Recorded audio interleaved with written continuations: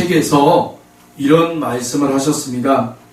목적이 분명한 계획적인 삶을 살라고 강조하였습니다. 그렇습니다, 여러분.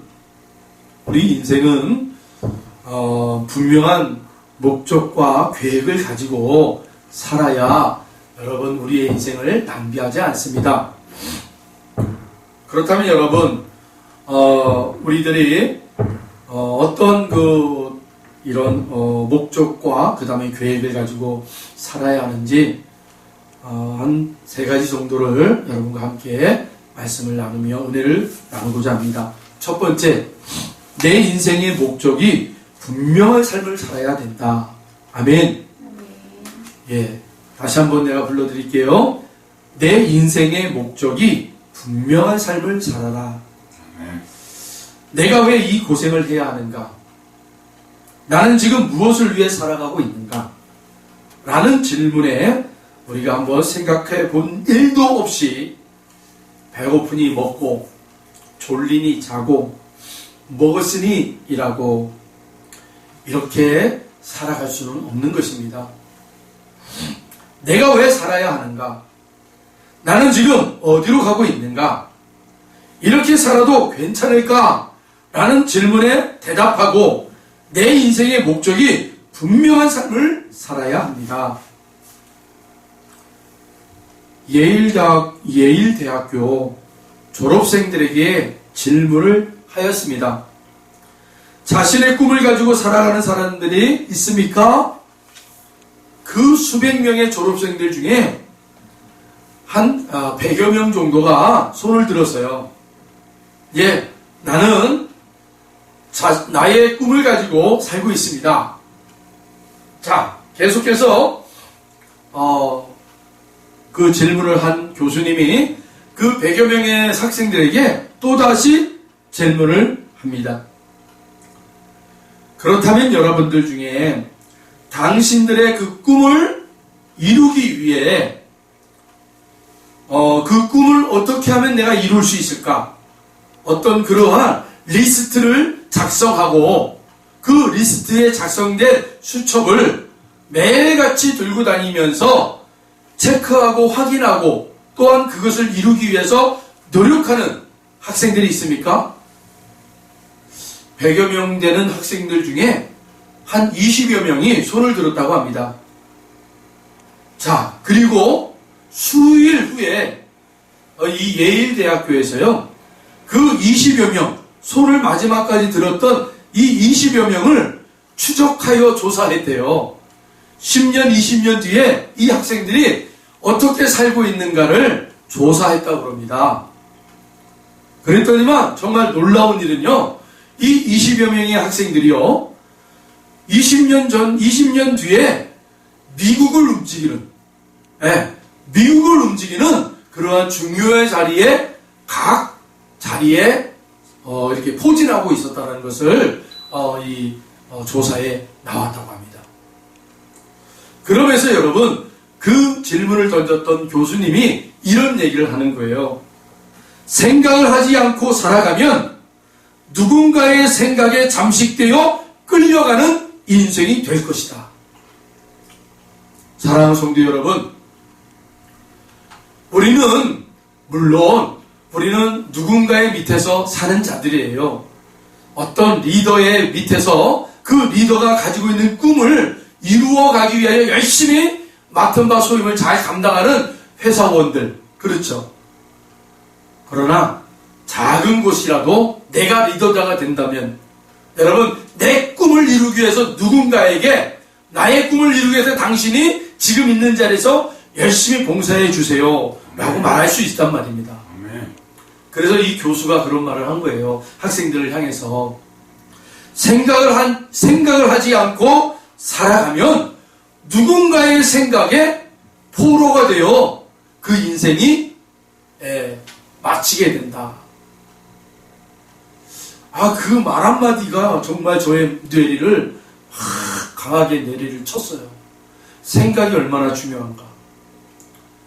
사랑하는 성도 여러분, 우리가 늘 그냥 스쳐 지나갔던 그러한 일들 또 삶들 있잖아요. 그런 것들을 오늘 한번 되짚어보는 그런 생각들을 가졌으면 좋겠습니다. 아멘. 그래서 오늘보다 내일이, 내일보다 다음이 좋아지는 그 자리로 여러분 그런 생각들, 긍정적인 생각들이 여러분의 그런 생각으로 풍성하기를 주의 이름으로 축복합니다.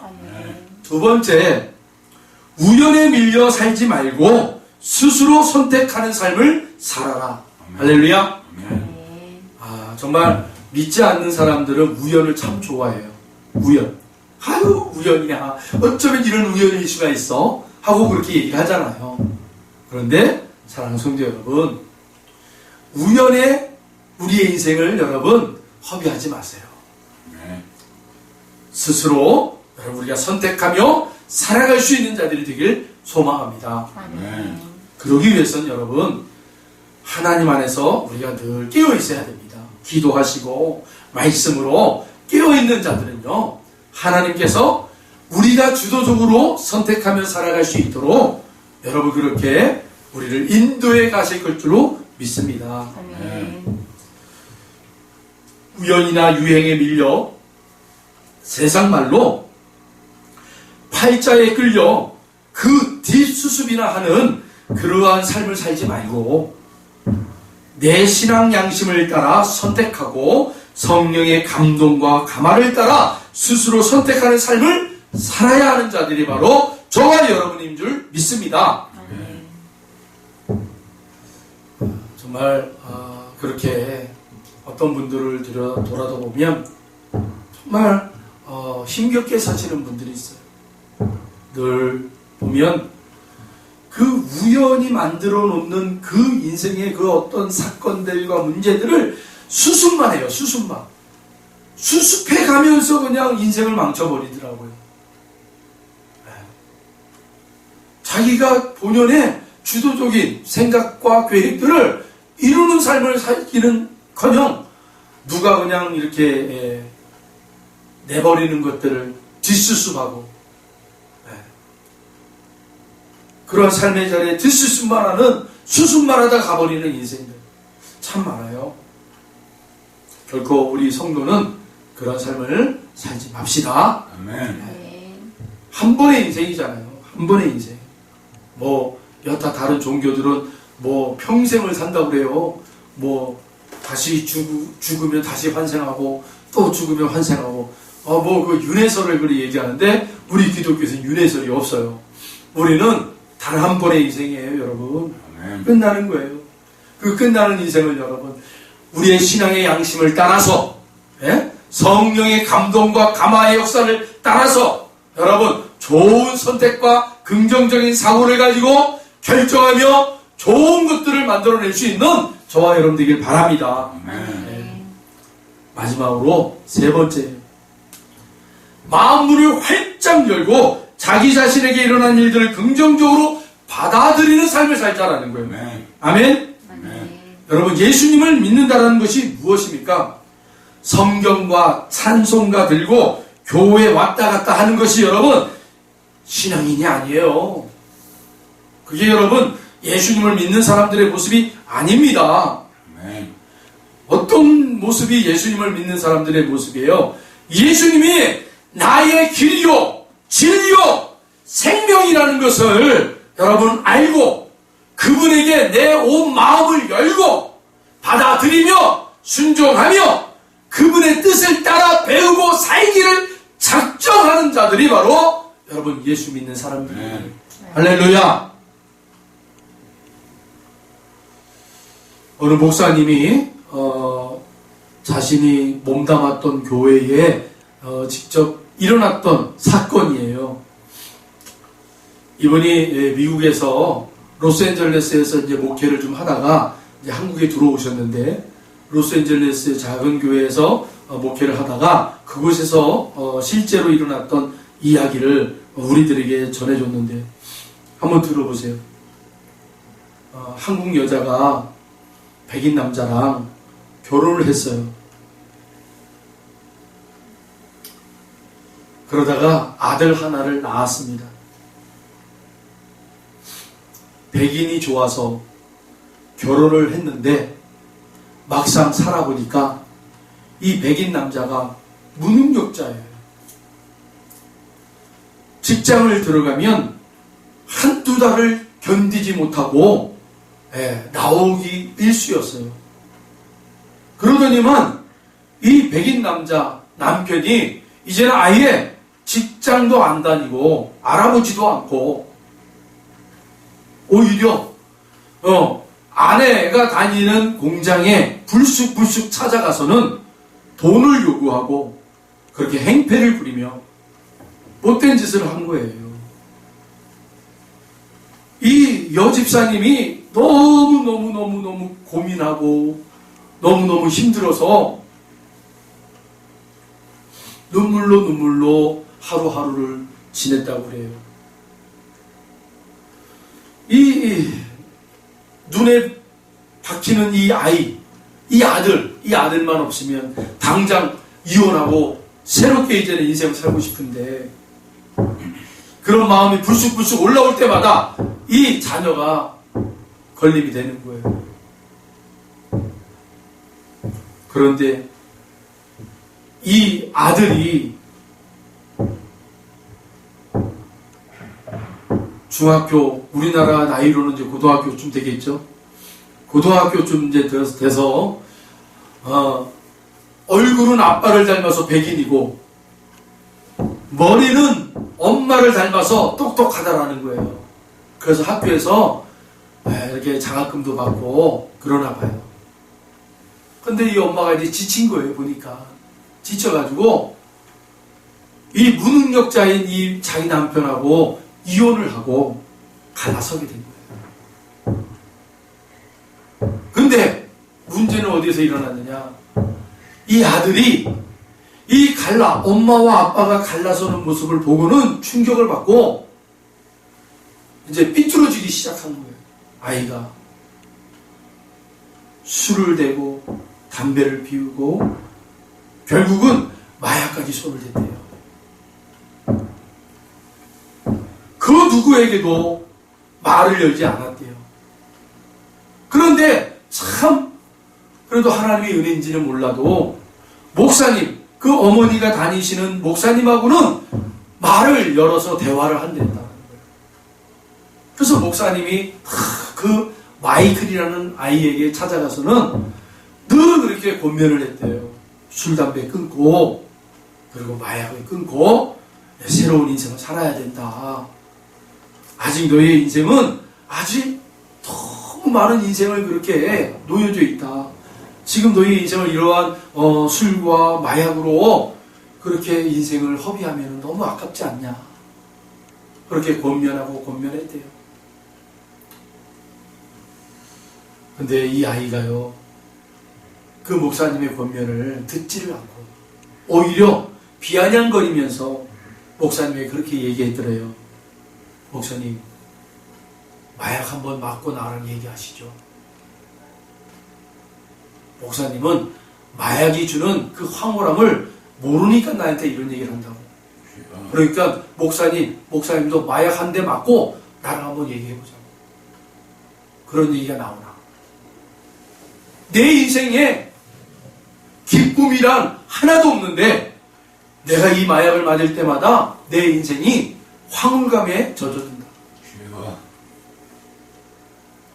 하고 그 목사님에게 계속 비아냥거리면서 그 목사님의 말을 이런지야 거절을 하고 그랬다고 합니다. 몇 개월 뒤에 이 마이클이라는 아이가 집안에서 총을 가지고 가출을 한 거예요.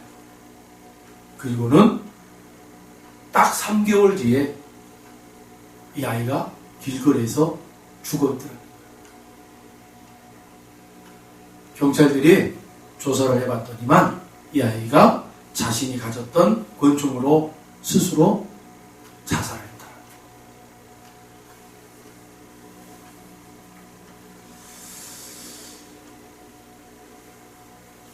마음의 문을 열고 하나님의 뜻을 받아들이지 않는다면 여러분 인생은 거듭날 수도 없고 여러분 나올 수도 없더라는 거예요. 그래서 사람은 목적이 분명한 계획적이고 의도적인 삶을 살아야 합니다. 아멘. 하루하루를 치열하게 살아야 되겠지만 여러분 분명한 목적을 가지고 계획적으로 그렇게 살아내야 여러분 우리가 아무리 힘들어도요 목적에 벗어나지 않고 그 계획을 이루기 위하여 우리가 결단할 수 있다는 거죠. 우리가 인생을 한마디로 말하자면은 여러 말들이 있어요. 그런데 저는 생로병사라는 말로 정의를 하고 싶어요. 정말 이 생로병사라는 이 말은요, 인생을 아주 잘 요약해서 만들어 놨어요. 생로병사, 말 그대로 생으로 시작하여 늙어가면서 병이 들어 마지막에 죽음의 자리에 가는 것이 인생이다. 어떻습니까, 여러분? 생로병사. 생명으로 우리가 태어나고 인생을 살다가 여기저기에 바쁜 일에 막 치우치다가 뭔가를 이루기 위해서 열심히 살다가 문득 거울 앞에 놓여져 있는 자신의 모습을 딱 봤을 때 주름이 하나 둘 머리에 머리가 솟긋솟긋 올라왔을 때 어때요?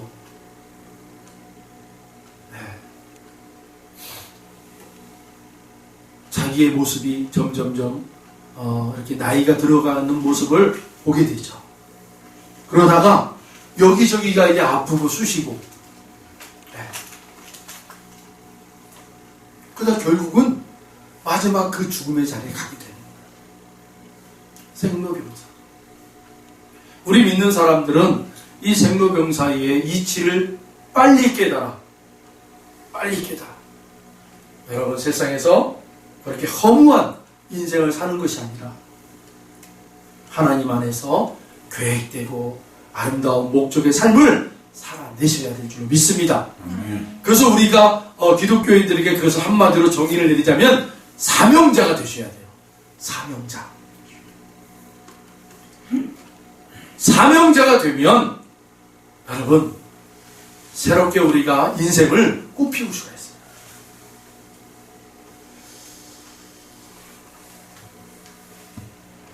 여러분 사명이 있으면 모든 것을 감수할 수 있어요. 인생은 여러분 사명으로부터 시작이 되는 거예요. 이 사명은 하나님 앞에 부여받아야 되는 거예요. 하나님 앞에 부여받는다는 말은 무슨 말입니까? 나는 피조물이고 창조주주가 그 하나님이시다. 이 자리가 분명해져야 돼요. 그러면 그 하나님이신 창조주이신 하나님께서 우리 피조물인 우리들을 사명을 주셔요. 너희들이 이 땅에 오게 된 이유가 있다라는 거예요. 우리가 있어야 될 그 자리가 우연이 아니라 필연적이라는 거예요. 아멘. 하나님의 그 섭리를 이루기 위한. 여러분 그래서 주님도 오늘 본문 1장 38절로 39절을 보면 우리가 다른 가까운 마을들로 가자. 거기서도 전도하리니 내가 이를 위하여 왔노라. 할렐루야. 예, 주님도 분명한 소명과 사명을 가지고 오셨음을 기록하고 있어요. 내가 이곳에 온 이유는 바로 전도하기 위하여 왔다. 아멘. 이 전도하는 것은 무슨 일을 위하기 위함이에요? 하나님의 나라가 있음을 알게 하는 방법 가운데 바로 이 전도가 사용되었다는 거예요. 아멘. 할렐루야. 여러분도 사명자이십니다. 하나님 앞에 사명을 여러분 받았어요. 누구든지 이제는 예수 그리스도를 주로 고백하는 자들은요 동일한 사명을 가지고 이 땅에서 우리가 어떠한 모습으로 또 어떠한 자리에서든 무슨 일을 하든 단 한 가지의 사명이 있다는 그 뭐예요?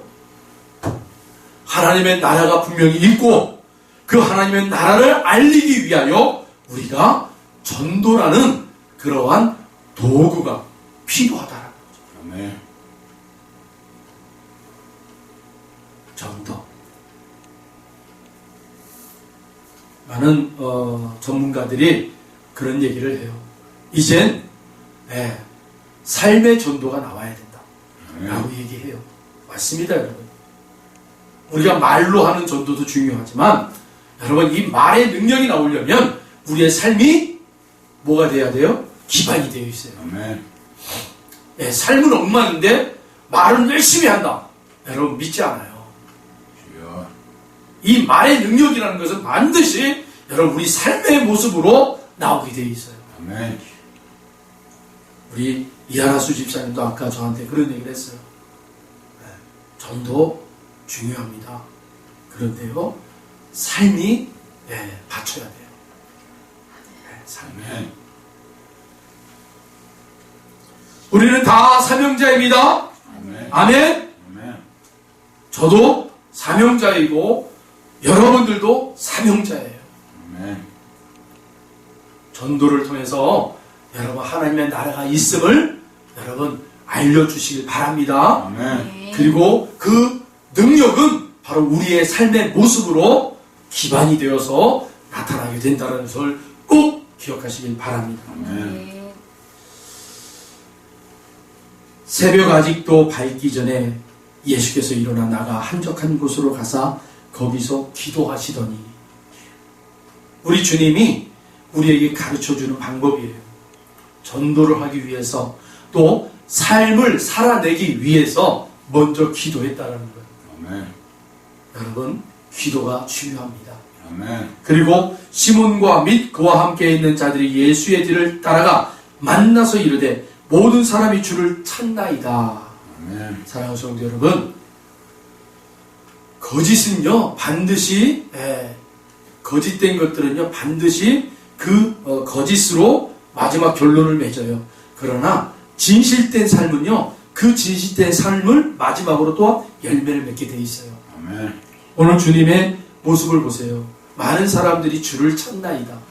주님이 삶이 어떠했고 또한 그가 말하는 것이 어떠했는가.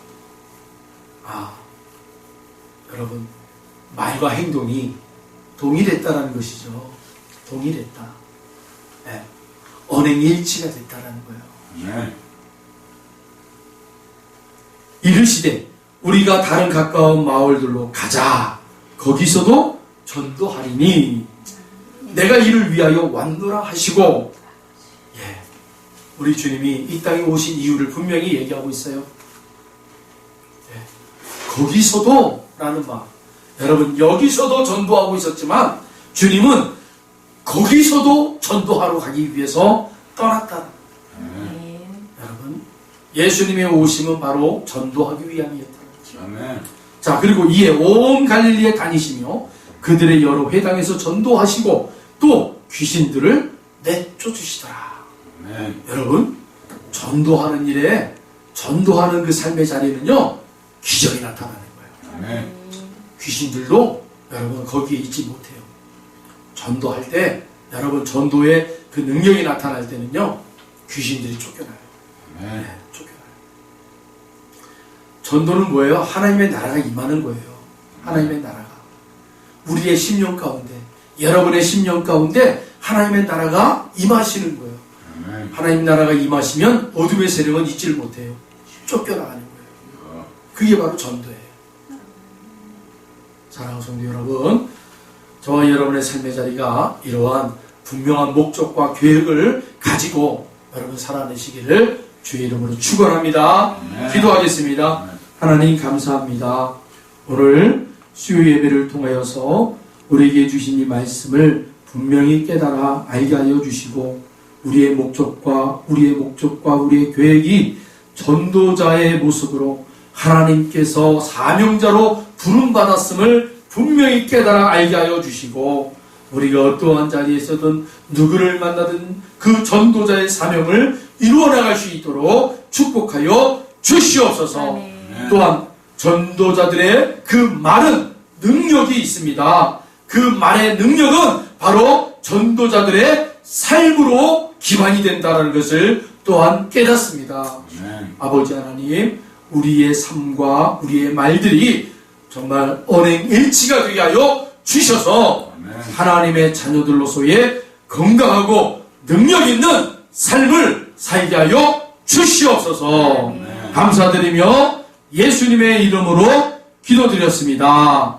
아멘.